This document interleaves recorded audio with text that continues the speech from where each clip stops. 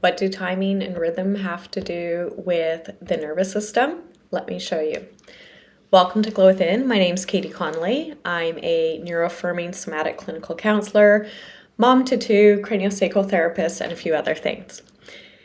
I love working with the body, which includes a lot of sensory motor work. And this is really, really important to establish healthy development.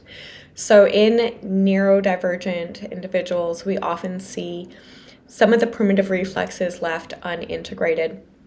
And we see a variety of challenges that this can then create. So some of them being coordination, balance, attention, focus, easy to startle, sort of that pacing, the speech, following auditory directions, a number of different things. And many of these can be linked to some of those more foundational ones, like the moral reflex, that startle response. Timing, auditory, and other sensory stimuli are part of our very, very early fundamental development.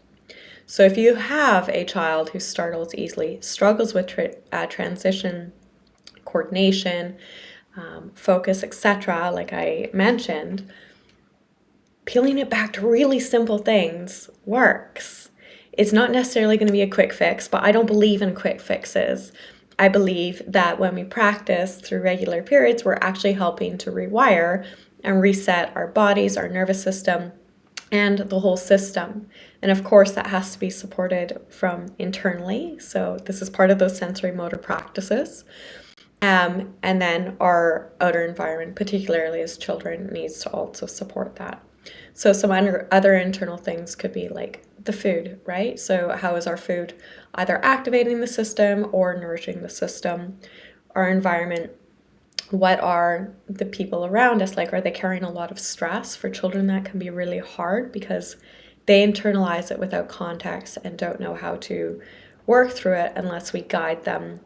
And we end up seeing a lot of emotional outbursts and other behaviors that we then, as parents, can get upset about.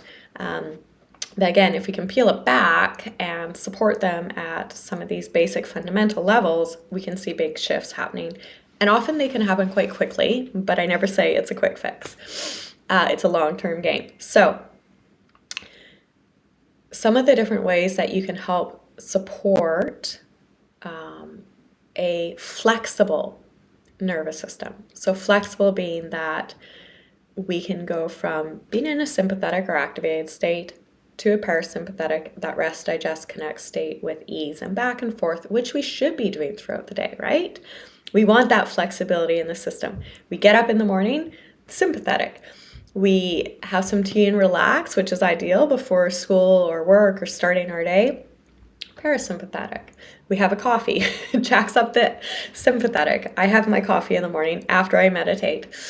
So anyways, you see, we go through these cycles throughout the day. That's good, that's normal, that's what heart rate variability measures. The concern is when we get stuck in the sympathetic, which so many adults and children are, and it stays there for too long, then we end up in a burnout. And you can check out my burnout or preventing burnout video for more on that. So coming back to nourishing the nervous system at a very simple way, we can use things like bilateral tapping, bilateral auditory stimulation, and connecting the movement patterns. So I'm tapping my knees right now, or you can tap your chest. It can be same side, usually arms. Makes more sense to do it this way. So I'll stick with the arms just so you can see what I'm doing. But so finding the beat. I might not use this with children. I might just do clapping. Patting a drum can be really helpful, or hands on the knees. And so following along with the beat helps to sort of entrain the nervous system. It helps to soothe the nervous system. And so if we don't have this foundational practice in the nervous system, it can be very hard to get out of that sympathetic, right? And so this is why we practice things like EMDR, and bilateral stimulation in our practices. Even some bilateral breath techniques can help. So something like Nadi Shodhana.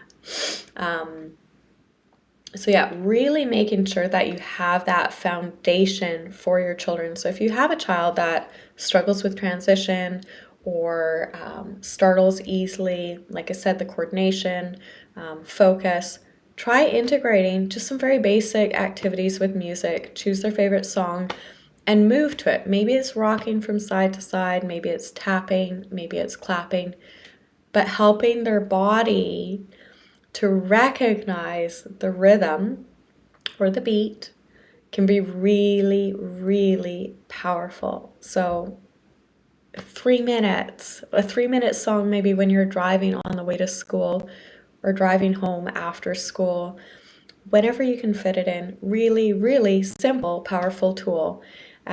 So I hope this helps. If you want to learn a little bit more about somatic work or preventing burnout and health, you can watch pretty much any of the videos here.